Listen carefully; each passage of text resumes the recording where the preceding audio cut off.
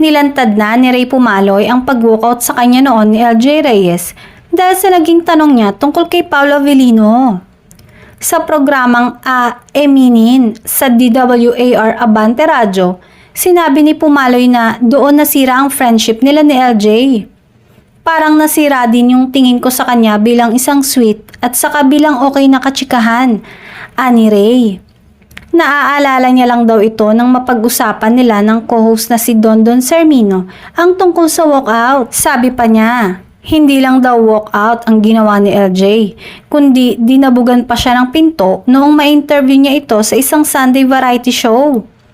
Tinanong siya ni Sermino kung bakit ginawa yun ni LJ. Say naman ni Pumaloy, kasi tinatanong ko nga yung tungkol kay Paolo at tungkol sa anak nila. Kasi at that time, ang init-init nung issue tungkol sa parang hindi pagsuporta yata.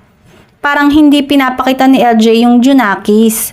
Si Paolo yata merong iba yata at that time, na parang mas binibigyan pa yata ng atensyon or something. Patuloy niya. At one point, noong tinanong ko si LJ, parang biglang nag-iba. Tapos biglang tumalikod siya. Tapos parang yung pinto dinabog niya.